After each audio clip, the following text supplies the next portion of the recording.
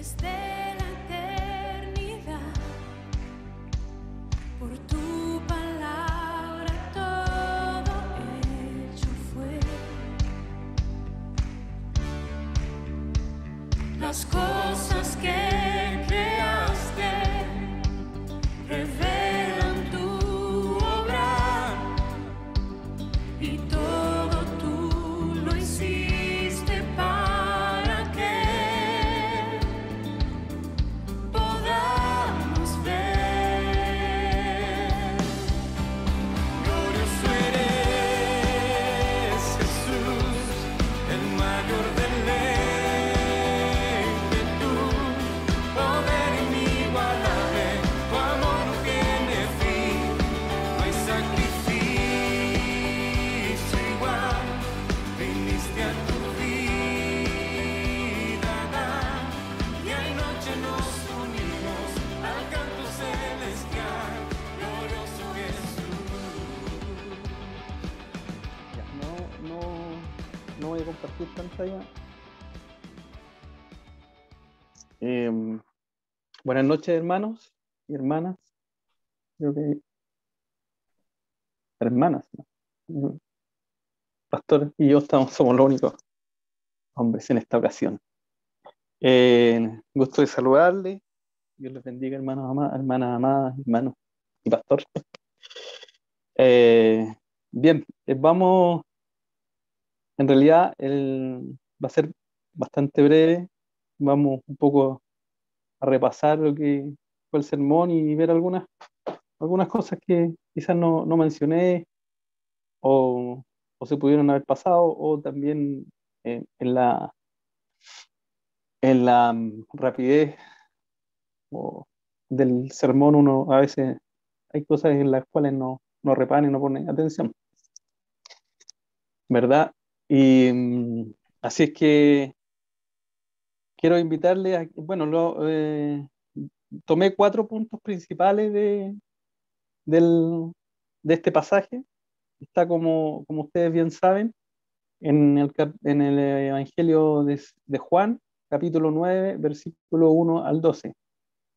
Y les voy a pedir, hermanas, que tengan sus Biblias a mano, porque esto se trata de que participemos, ¿verdad?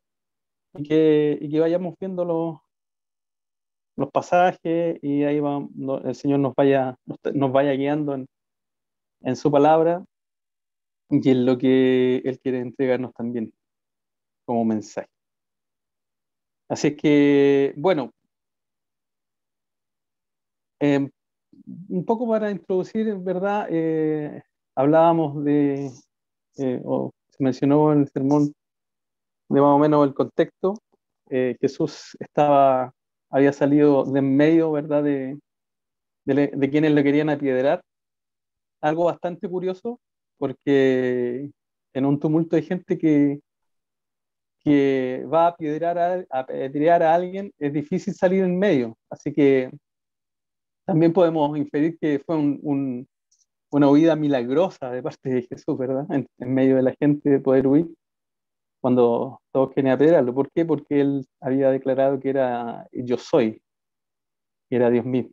Entonces los judíos y fariseos principalmente no toleraron esto. La mayoría de los eruditos acuerdan en que lo que viene ahora, el capítulo 9, esta escena con la sanidad del ciego, pudiera haber sido un día más o 2 días más después de ese evento, puesto que el milagro que se hizo el ciego fue el día sábado, y el día sábado ellos no podrían haber intentado apedrear o ajusticiar por sus manos a Jesús, puesto que no podían recoger piedras porque no podían trabajar. Ya, esa es una de las explicaciones que se da. Pero llegamos a esta parte y, como decíamos, Jesús ya se está encaminando a lo que va a ser la cruz.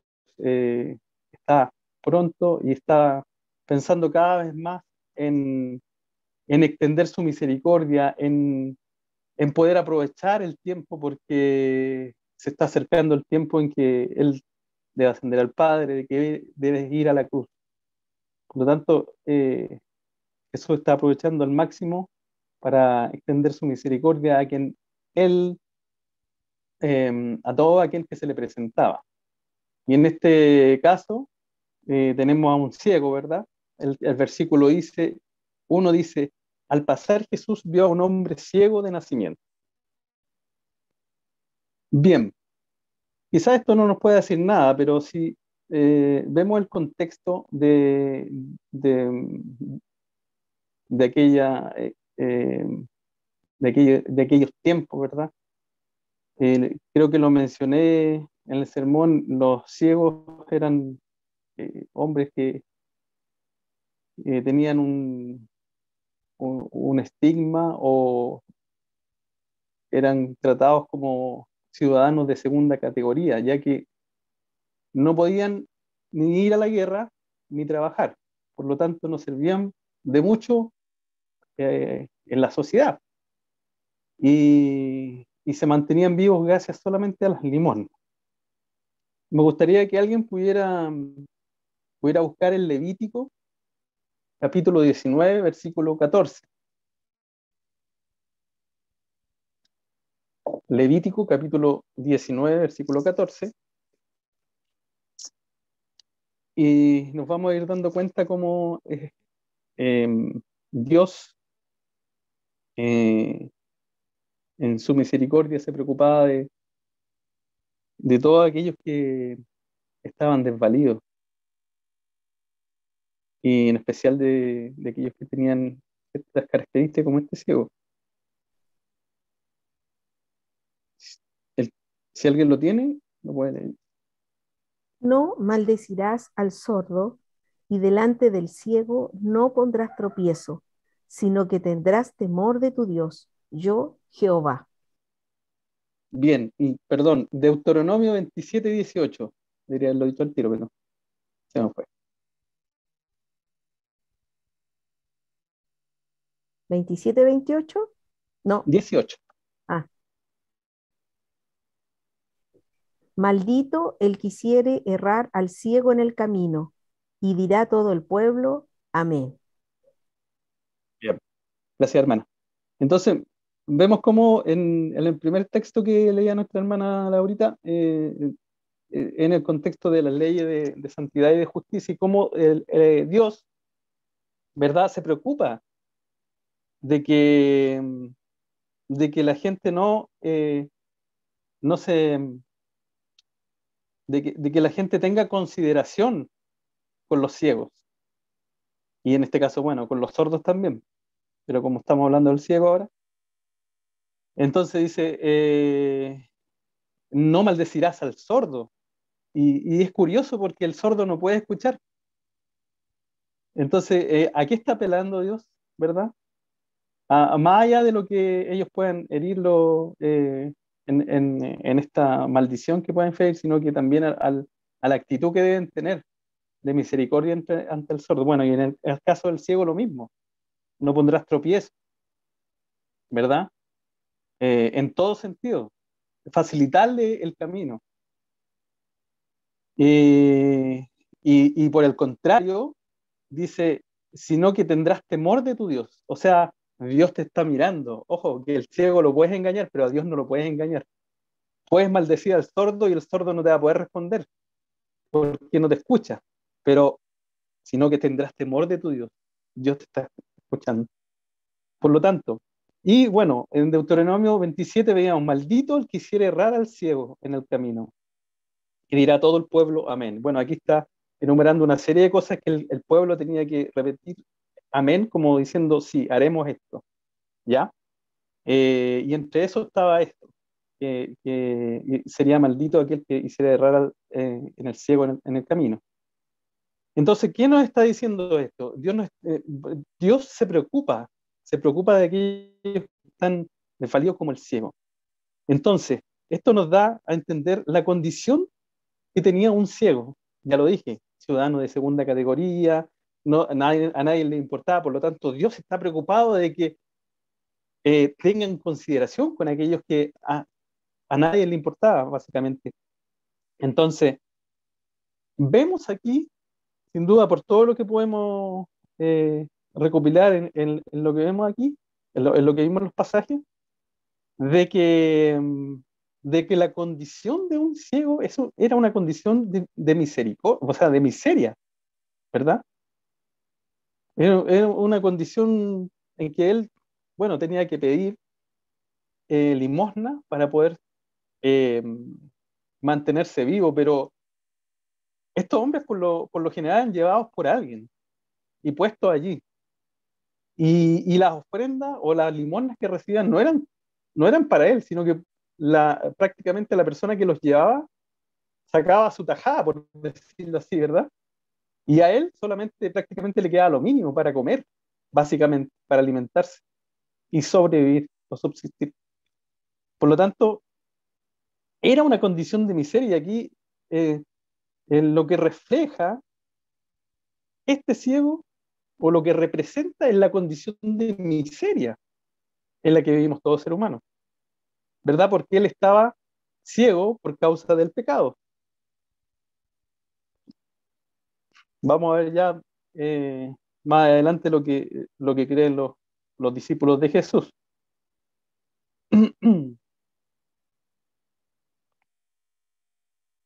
Bien,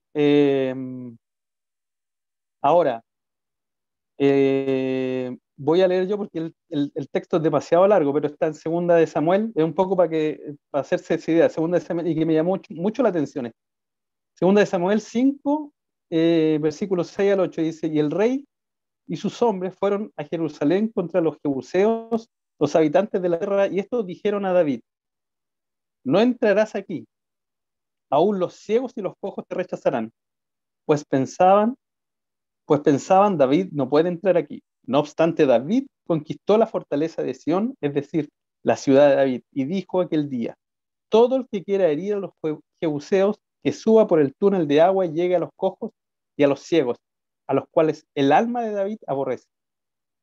Por eso se dice, ni los ciegos ni los cojos entrarán en la casa.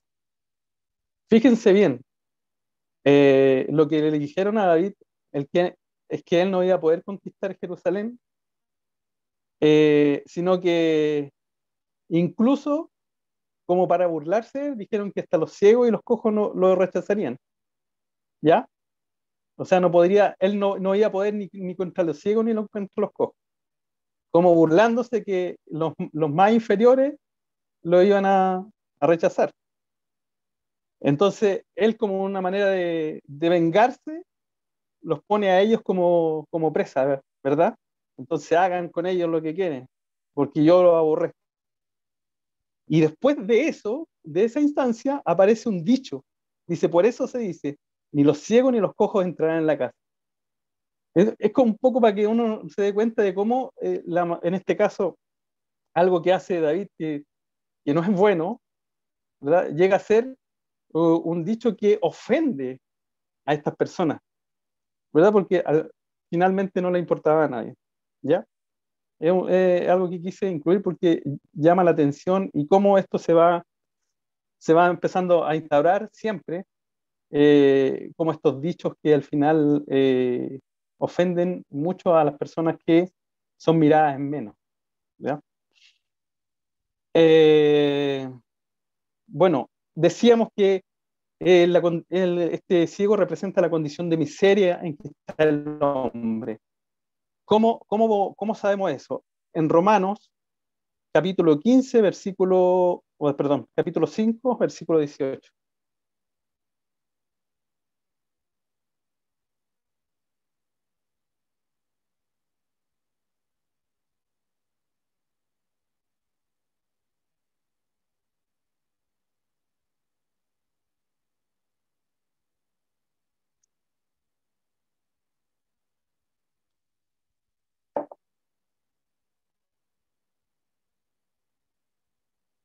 Romanos 5, 18 al 21.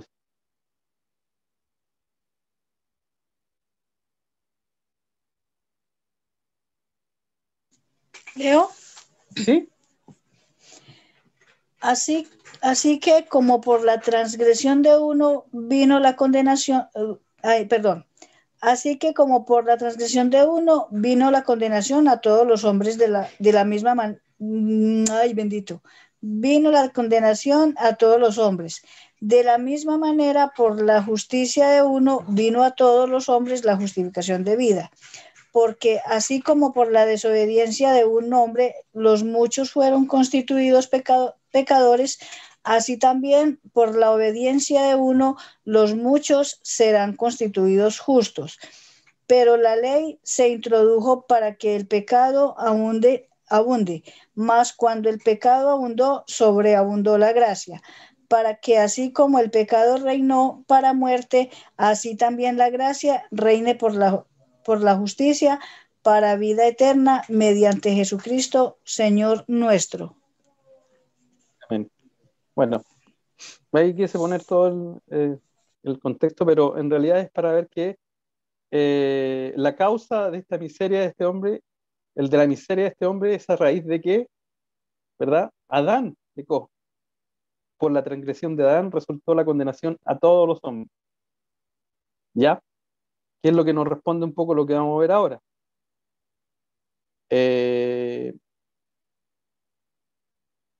versículo 2 al 5 dice, y sus discípulos le preguntaron diciendo, Rabí, ¿quién pecó, este o sus padres, para que naciera ciego? Jesús respondió, ni este pecó, ni sus padres, sino que está ciego para que las obras de Dios se manifiesten en él. Nosotros debemos hacer las obras del que me envió mientras es de día. La noche viene cuando nadie puede trabajar. Mientras estoy en el mundo, yo soy la luz del mundo. ¿Ya? ¿Verdad o no? Sus discípulos le preguntaron, ¿verdad? Vino esa duda en ellos, que quién había pecado, si este o sus padres.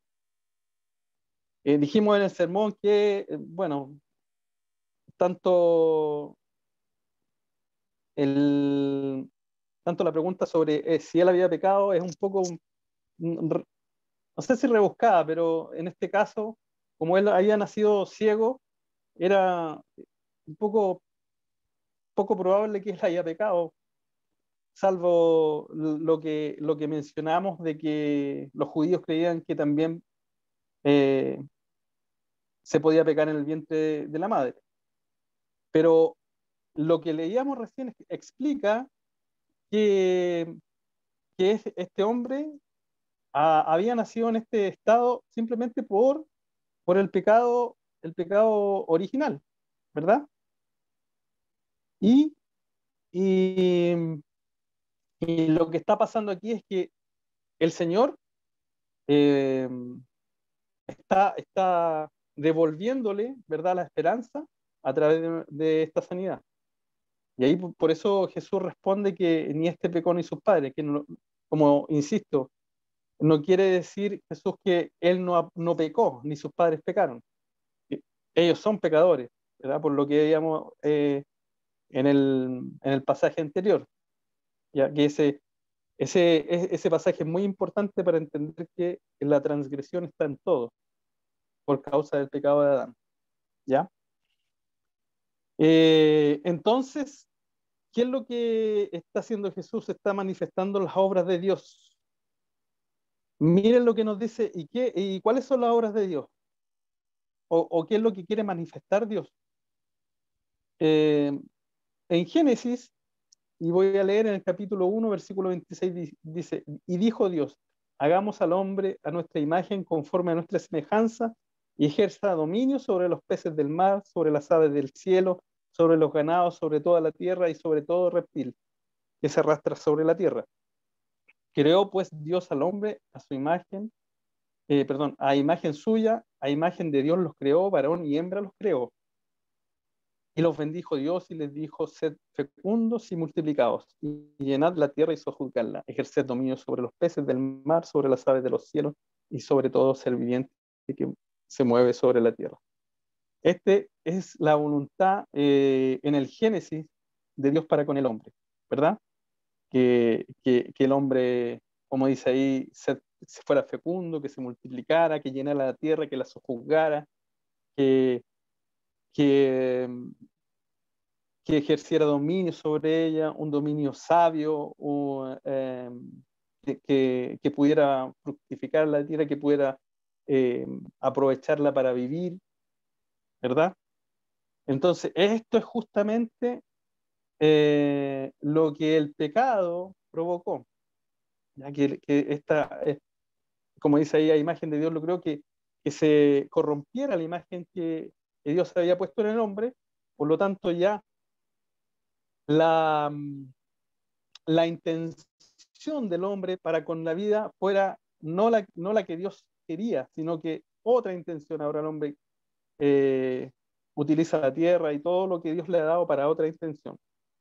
Bien, en el caso de este ciego, ¿verdad? La voluntad del hombre, perdón, de Dios es que, como todo hombre, que la gracia de Dios se manifieste en que este hombre pueda fructificarse, pueda tener familia, y en eso glorificar a Dios. Por lo tanto, ¿qué está haciendo Jesús aquí al devolver la vista y devolverle esta condición de hombre que podía trabajar, que podía movilizarse, que podía incluso, quizás este hombre después se casó, etcétera, tuvo hijos y de alguna manera pudo cumplir la voluntad que Dios manifestó en el principio, ¿verdad? Con, no con la perfección que Dios o que se veía en el Edén, ¿verdad? Porque aunque somos restaurados y redimidos, ¿verdad? Seguimos siendo pecadores. La gran restauración o la restauración perfecta, ¿verdad? Será cuando Cristo venga por su iglesia, ¿verdad? Y ahí, como dice su palabra, restaurará todas las cosas. Pero esto es lo que quiere manifestar Jesús, la voluntad del Padre. ¿Ya? Esta es la voluntad del Padre. Ahora bien, es cierto que, que sí, Dios actúa sobre el pecado y reprende el pecado a las personas. Mire, podemos verlo si buscan a alguien en Números, capítulo 12, versículo 10. Y otra hermana que busque en Juan, capítulo 5, versículo 14.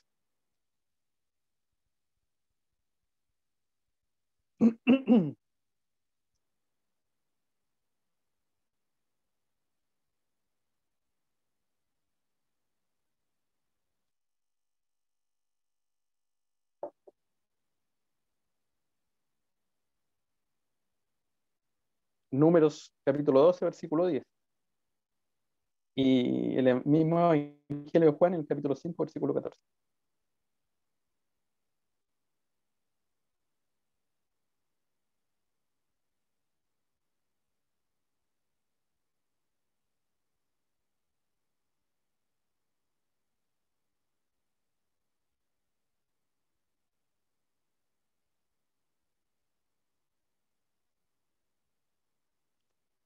¿Lo encontraron o me equivoqué yo? No está bien, ¿no? 12:10 dice, y la nube se apartó del tabernáculo, y he aquí que María estaba leprosa como la nieve, y miró a Aarón, a María, y aquí que estaba leprosa. Ya. Ese es número 12, ¿verdad? Y es así. Entonces, ¿qué vemos aquí? ¿Verdad? Esto nos muestra cuando la hermana de Moisés, Aarón, la María y Aarón, ¿verdad? Empezaron a murmurar contra Moisés. ¿Y qué es lo que hace Dios? ¿Verdad? Eh, eh, envía lepra sobre María, una forma de castigar o de reprender esa actitud que habían tenido. Entonces, sí, el pecado de nosotros trae cierto tipo de enfermedades, conforme a la voluntad de Dios, y conforme a cómo Dios actúa en cada persona. Ahora, leamos en Juan capítulo 5.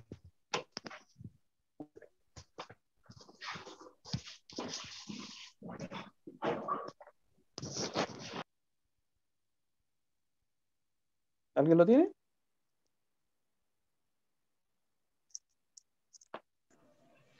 5:14. ¿Correcto? Después le halló Jesús en el templo y le dijo: Mira, has sido sanado, no peques más para que no te venga alguna cosa peor. El mismo Jesús, ¿verdad? Diciendo que sí, se puede, podía traer alguna cosa peor, alguna desgracia, alguna enfermedad, si este hombre pecaba nuevamente, ¿ya? Ahora, ¿cuál es el punto de esto? Es que si bien esto puede pasar, y está en la voluntad de Dios, ¿verdad? No podemos apresurarnos nosotros, como hicieron los discípulos, ¿verdad? A, a decir que determinada desgracia que le está ocurriendo a algún hermano o hermana eh, es por causa de este o este pecado. Y hermanos, esto nos tiene que quedar muy claro porque es algo muy típico en nosotros, ¿verdad? Mirar alguna desgracia y preguntarnos, no sé, está en nuestro ADN de pecadores, decir, oh, este hermano, como que de repente empezamos queremos buscarle el por qué siempre y no el para qué. Entonces a eso nos quiere llevar Jesús aquí, o quería llevar a los discípulos, ¿verdad? Siempre lo buscamos el por qué. Pucha, tanta desgracia que tiene este hermano, bueno, no, es que a lo mejor esto, oh, sí, a lo mejor puede ser esto. Entonces empezamos a nosotros a tratar de encontrar el por qué en vez de buscar el para qué, ¿verdad? Que es lo más importante, porque el por qué lo sabe Dios y quizás lo sepa el hermano que está sufriendo eso. No, no lo sabemos. A lo mejor ni siquiera él lo sabe o nosotros cuando nos pasa, ¿verdad? Y a nosotros cuando nos pasa también alguna enfermedad, también nos preguntamos el por qué y no el para qué, ¿verdad? Eh, entonces, eh, y de hecho, en vez de, muchas veces presentamos a esta persona en oración, como Señor, tú sabes que él está cometiendo un pecado, que está aquí, que está haciendo esto, pero perdónalo, o no sé qué, ¿verdad? Entonces, más bien deberíamos eh, eh, orar, haciendo que, independiente de lo que esté pasando, lo que haya pasado o lo que haya hecho el hermano, es que el Señor restaure su vida y que lo que esté pasando haga que, como dice Jesús ahí, se manifiesten las obras de Dios en la vida de él o de ella, ¿verdad? Porque a todos sin duda nos pasan cosas y nos llegan momentos de aflicciones y de enfermedad. Bien.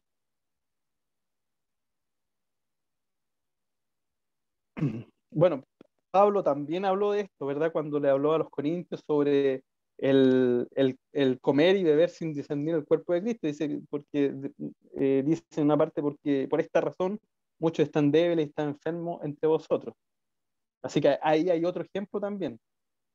Pero insisto, no podemos nosotros juzgar, ¿verdad? A veces, hermano amado, nosotros hablamos mucho sobre los hermanos o sobre otros con Dios, en vez de hablar de Dios con los hermanos, ¿verdad? Oramos mucho por esta persona, pero poco hablamos con la persona de Dios para que le conozca y para que le restaure. Entonces, a esto también llama Jesús a sus discípulos. Tiene que ver con predicar, con hacer las obras de Dios. ¿Ya? Eh, entonces, vemos la misericordia de Dios. ¿Alguien puede buscar en Miqueas, capítulo 7, versículo 18, y otra hermana en Mateo, capítulo 5, versículo 7.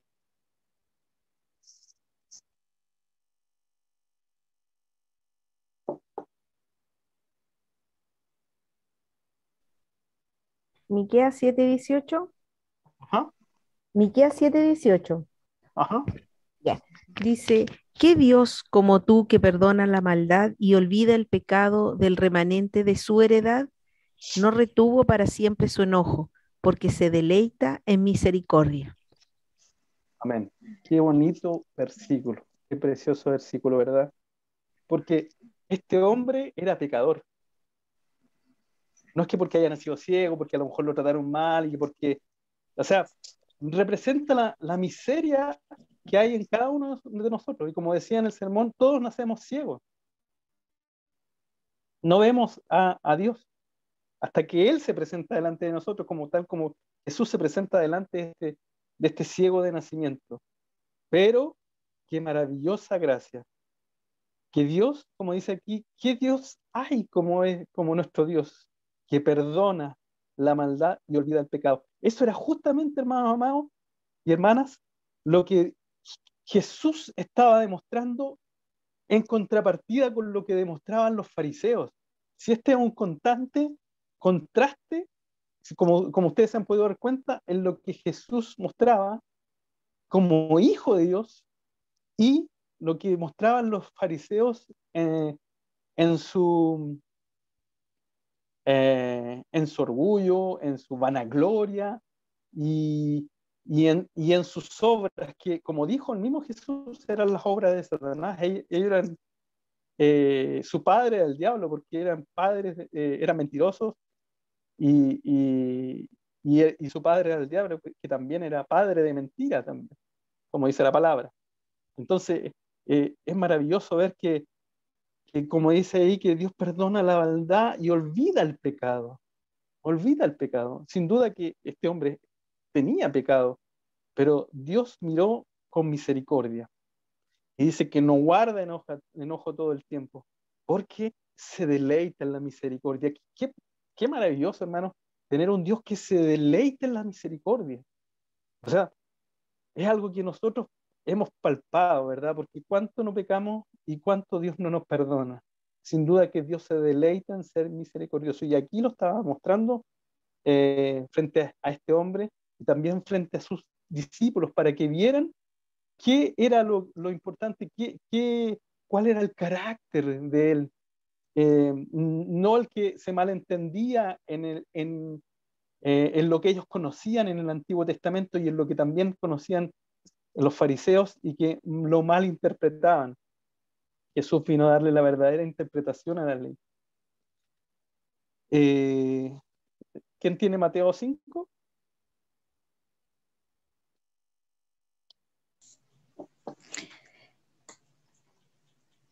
Mateo 5:7. Bienaventurados los misericordiosos, porque ellos alcanzarán misericordia. Ahí está. Ahí está Bienaventurados. lo que Jesús quiere enseñar y está enseñando en el Sermón del Monte, y que también a través de esta acción que está realizando en este ciego, quiere que aprendan sus discípulos y quiere que también ahora nosotros aprendamos, ¿verdad? Y cada día. Bienaventurados los misericordiosos, porque ellos alcanzarán misericordia, o como dice la versión que tengo yo acá, serán tratados con misericordia. Dios nos trata con misericordia, ¿verdad? Pero también nos llama a ser misericordiosos. Miremos con los ojos de Jesús de misericordia, porque buenos somos para mirar con justicia. Eso es lo que estaban haciendo los discípulos, juzgando, ¿verdad? El actuar o por qué este hombre estaba en esa condición. Bien, pasemos al siguiente punto. Dice, Versículo 6. Habiendo dicho esto, escupió en tierra e hizo barro con la saliva, y le untó el barro en los ojos y le dijo: ve y lávate en el estanque de Siloé, que quiere decir enviado. Y fue pues y se lavó y regresó viendo. Bien, hermanos y hermanas. ¿Alguien puede buscar en, en Marcos, capítulo 7, versículo 33 al 35?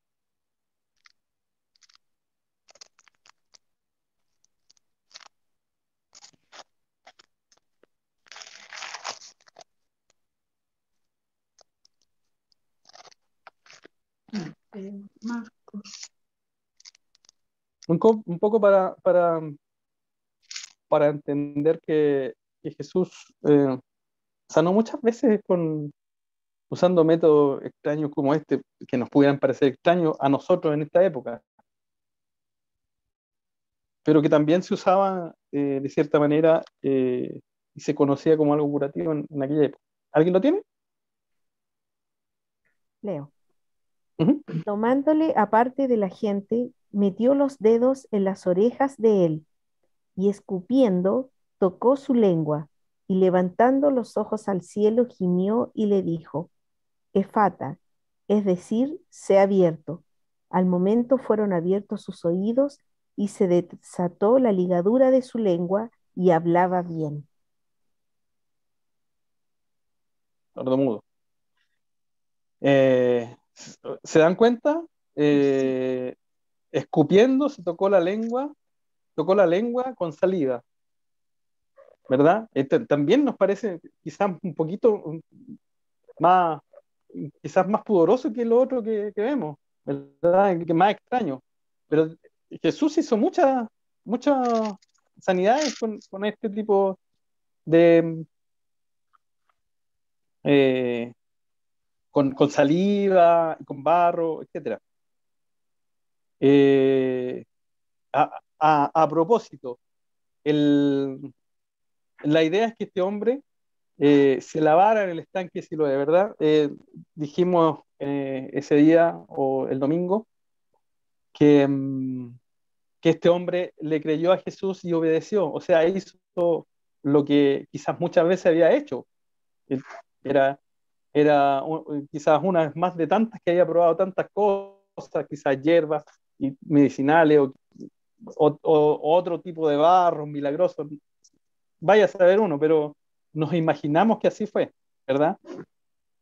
Ahora, eh, como Juan lo relata ahí y lo pone como para llamar la atención, lo envió a lavarse al estanque de Siloé, que quiere decir enviado. Bueno, la particularidad de este estanque es que fue eh, durante el reinado de Ezequías, se envió a hacer un túnel, ¿verdad? Que para, para resguardar, eh, para resguardar la ciudad o Jerusalén, ¿verdad? Y el templo del ataque de los asirios. ¿En qué sentido? En que necesitaban tener una fuente continua de agua. Y por lo general lo que se hacía ahí en las guerras, ¿verdad? Era cortar, en este caso, la fuente de agua, lo que iba a debilitar al enemigo. En este caso eran el pueblo de Israel, ¿verdad? Estando ahí en Jerusalén. Entonces lo que hizo este rey Ezequías, envió a construir un túnel subterráneo desde la fuente, el manantial que en la fuente o el estanque de Gijón, que se llamaba, que estaba en la parte alta, posterior al templo, estaba también en la parte alta, y este estanque de Siloé estaba justo al sur del templo, al sur oeste, digamos, ¿sí? Suroeste, se encontraba el estanque de Siloé. Y como decía Ezequías, envió hizo construir este túnel subterráneo, de tal manera que por ese ducto subterráneo el estanque siempre se mantenía con agua y nunca dejaba de, de tener agua, ¿no? Siempre estaba fluyendo agua porque venía del manantial, independiente que alguien le pudiera cerrar el paso, porque subterráneamente tenía, por lo tanto, ¿qué es lo que nos está mostrando esto? Y Juan, yo creo que lo que de alguna manera lo quiere reflejar o ilustrar, ¿verdad? Que siendo el nombre de este estanque de Siloé, el enviado, eh, y Jesús, el enviado, era una agua que estaba alimentada por un manantial y que nunca iba a dejar de fluir, digamos, y que siempre estaba limpia, que siempre se estaba renovando. Y además, tenemos que decir que esta agua era utilizada para la fiesta de los tabernáculos por el sacerdote. Así que tiene un significado muy, muy especial y muy particular. Y un significado también histórico para el pueblo de Israel.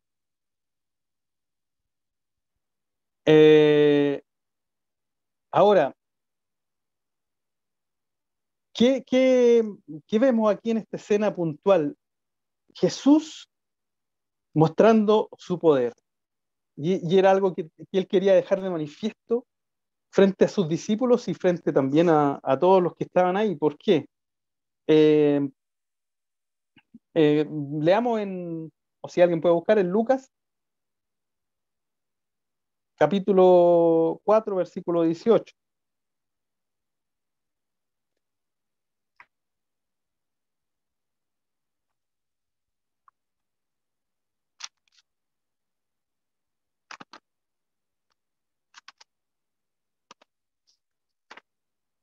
¿Me estoy escuchando? Ah, sí.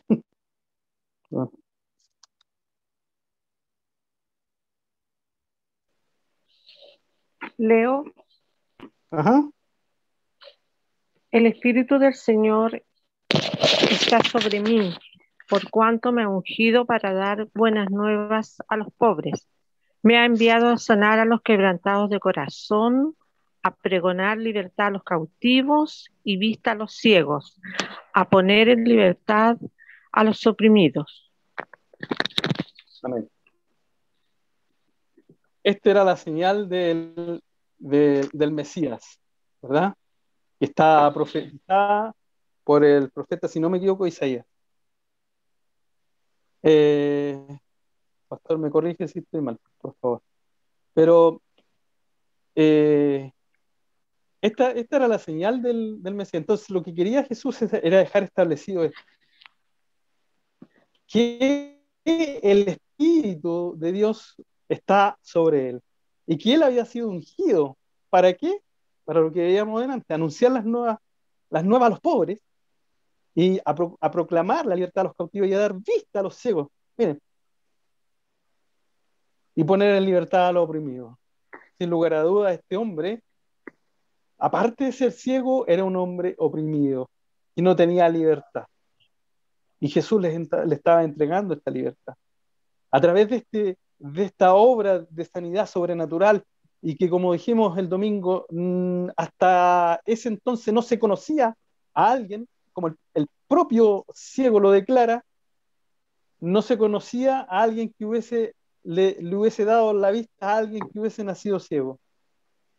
O sea, era un milagro que era totalmente maravilloso, superlativo, y que había dejado maravillado a todos, atónitos.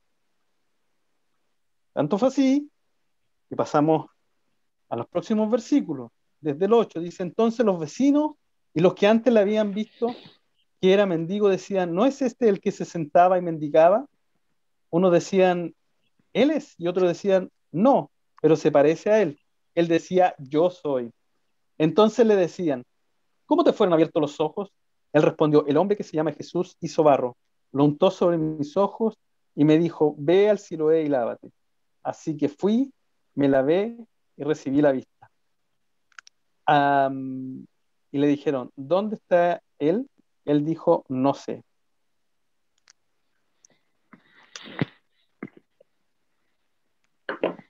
Aquí está la reacción de los que estaban ahí, de los que vieron lo que había pasado con este hombre, ¿verdad? Estaban maravillados, no creían, no podían creer, en realidad no sabían si era la misma persona porque era un milagro que, como decía, no se había visto nunca y estaban maravillados y un poco confundidos también. Hasta que este hombre les dice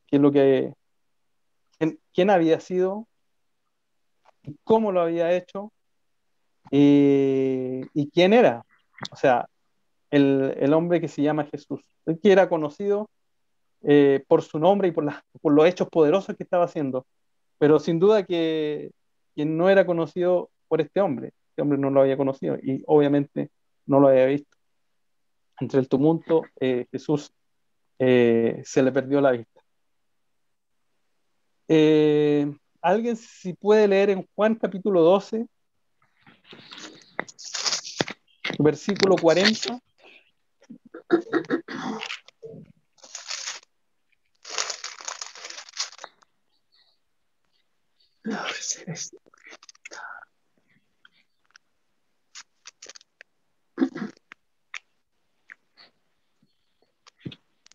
¿Lo leo? Uh-huh. ¿Lo leo un poquito? ¿Lo leo? Sí, adelante. Dice, cegó los ojos de ellos y endureció su corazón para que no vean con los ojos y entiendan con el corazón y se conviertan y yo los sane.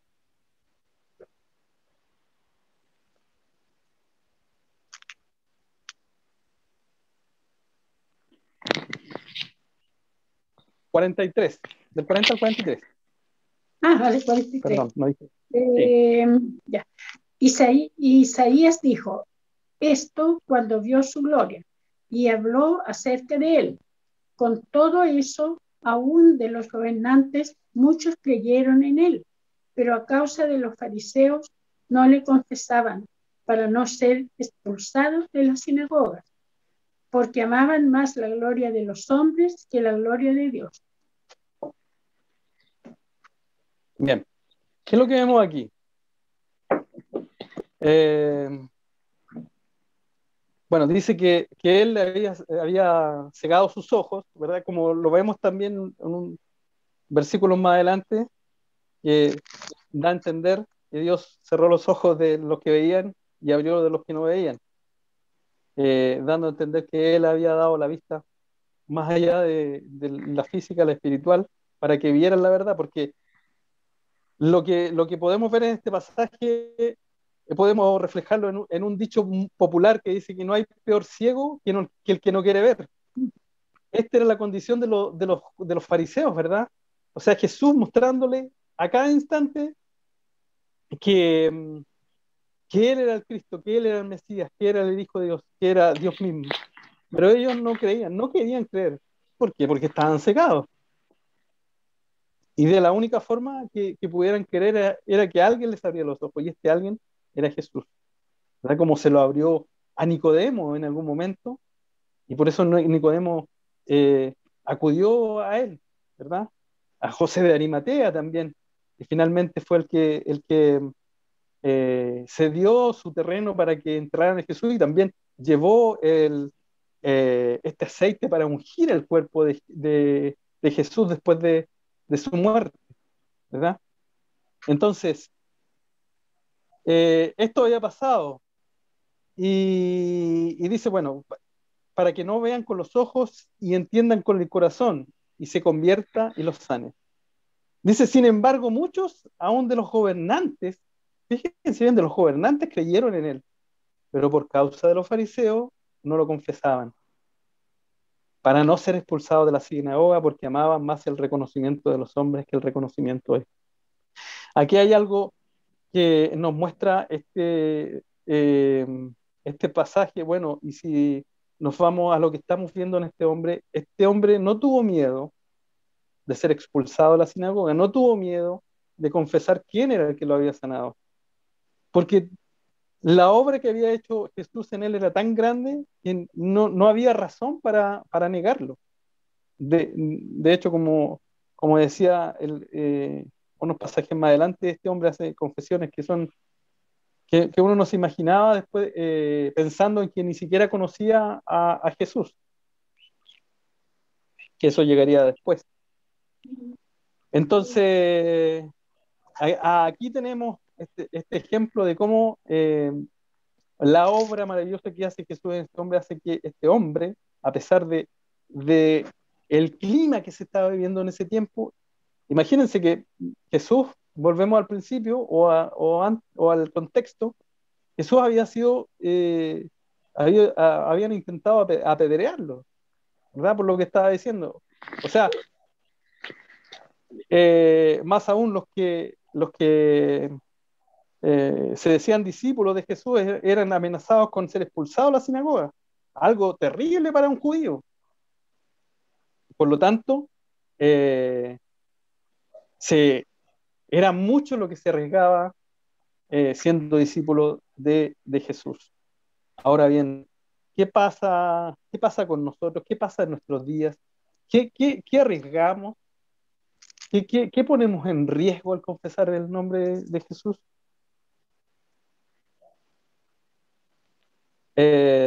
Alguien podría decir y preguntarse, no, quizás no mayor cosa, o quizás sí, los tiempos se están haciendo cada vez más difíciles. No sabemos qué es lo que nos va a tocar en unos años más. Para ninguno de nosotros es ajeno todo lo que está pasando y cómo este mundo está cambiando y cómo, como dice la misma palabra, a lo malo se le llama bueno y a lo bueno malo, ¿verdad?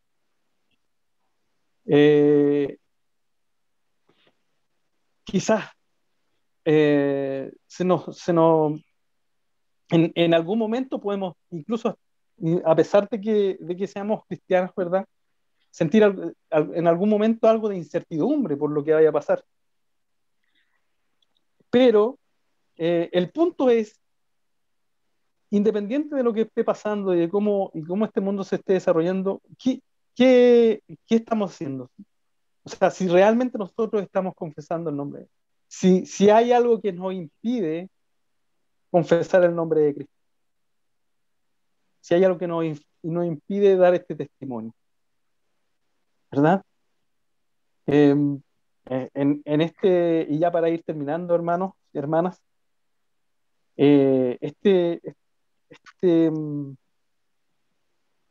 esta porción de la Escritura y esta escena, lo que Jesús hace con este hombre ciego, nos debe llevar a reflexionar, primero, como veíamos al principio, de la miseria que nos sacó el Señor.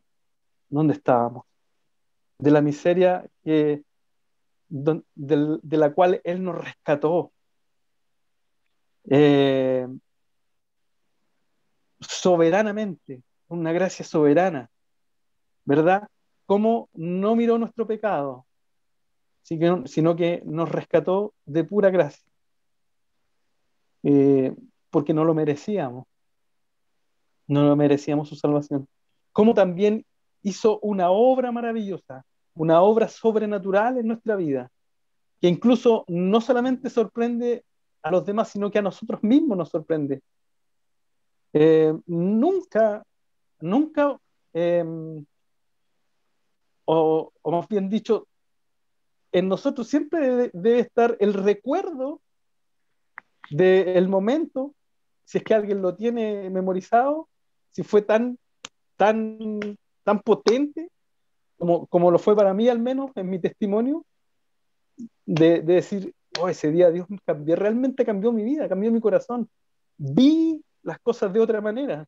Este hombre que nunca había visto nada en su vida, que no había visto la luz del sol, que no había visto las flores, que no había visto la creación de Dios que es tan preciosa. Pudo volver a ver. A nosotros a veces, y por causa del pecado, estamos tan cegados que no vemos las maravillas que Dios tiene para nuestra vida, tanto las que podemos gozar aquí, pero mayormente aquella que vemos con el corazón, que es la vida eterna, que es poder mirar hacia dónde Dios nos va a llevar cuando ya no estemos en este mundo, ¿verdad? Y eso, hermanos amados, debiera motivarnos a hacer esta obra, porque ahora, más que nunca, como dice el Señor, ahí es urgente, es necesario que hagamos la obra del Padre, que demos testimonio, porque los días son cortos, porque vendrá la noche para nosotros, en nuestra vida, en que nos vamos a morir y no vamos a poder trabajar. Entonces el Señor nos invita a trabajar ahora. Y termino con esto. Hermanos y hermanas.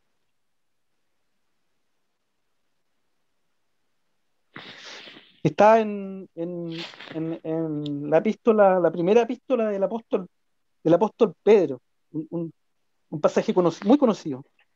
Y en el capítulo 2, versículo 7 dice: para vosotros, pues, los que creéis, Él es precioso, pero para los que no creen, la piedra que los edificadores desecharon, esto es los judíos, ha venido a ser la cabeza del ángulo, y piedra de tropiezo y roca que hace caer, porque tropiezan en la palabra siendo desobedientes, a lo cual fueron también destinados. Y el Señor nos dice a nosotros: mas vosotros sois linaje escogido, real sacerdocio, nación santa, pueblo adquirido por Dios, para que anunciéis las virtudes de aquel que os llamó de las tinieblas a su luz admirable. Vosotros que en otro tiempo no erais pueblo, pero ahora sois pueblo de Dios, que en otro tiempo no habíais alcanzado misericordia, pero ahora habéis alcanzado misericordia. Que el Señor les bendiga, hermanos amados y hermanas amadas, y que el Señor nos haga traer a nuestra memoria el tiempo en que Él nos rescató, que haga volver a nuestro corazón el gozo de la salvación, y que en ello también nos motive el Señor para su gloria, ¿verdad? Y para poder gozarnos de Él, hagamos la obra que el Padre nos ha encomendado hacer. Sin Él no lo podemos hacer. Que el Señor les bendiga, y le invito a que tengamos un momento de oración. Bendito Dios, le damos gracias, oh Señor, porque tú en tu misericordia, Señor, nos miras con ojos santos, con ojos de gracia, Señor, con esos ojos que también has puesto en nosotros para que podamos mirar a otros también con la misericordia que tú nos has mirado, Señor.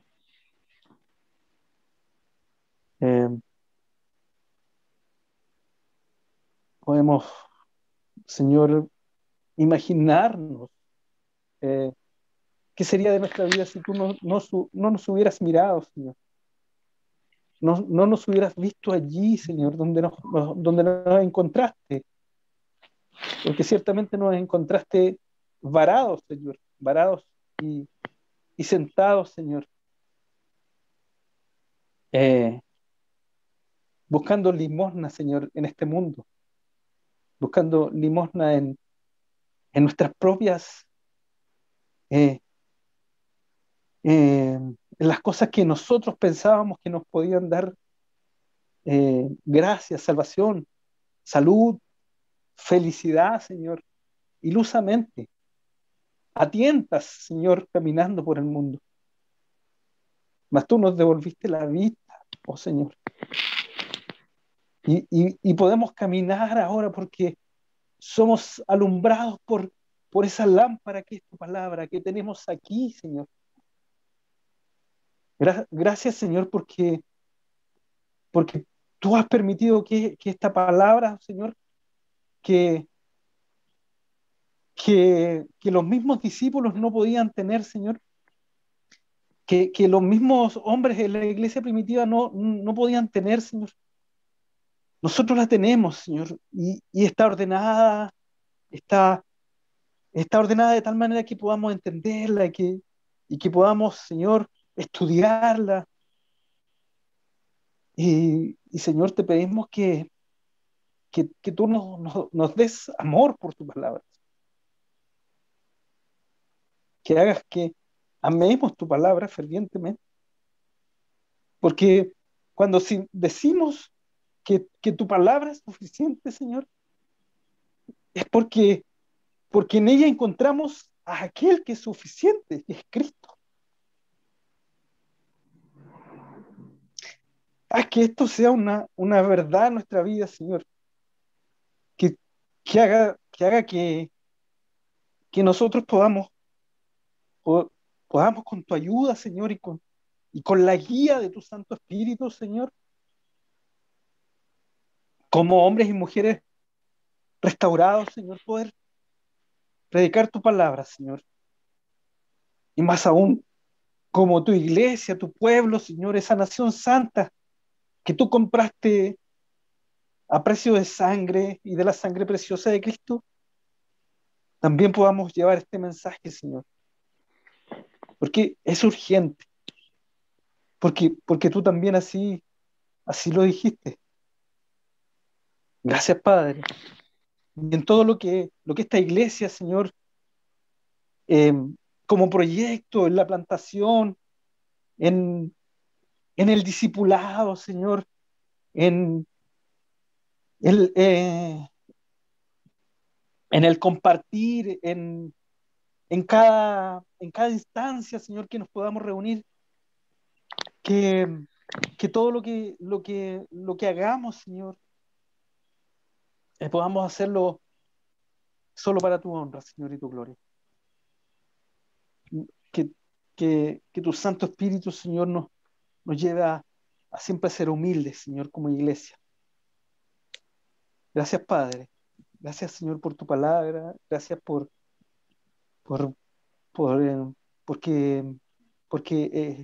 ella, Señor, nos inspira, porque ella nos redarguye, Padre.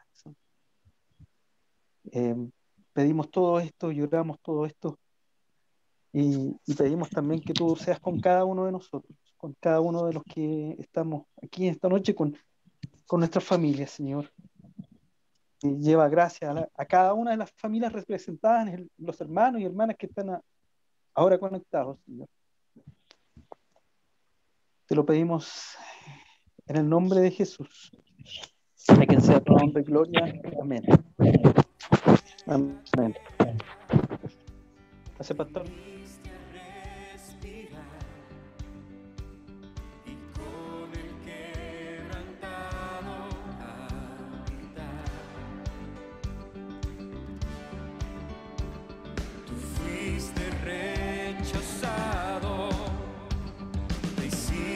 Maldición, serás mi gozo por la eternidad.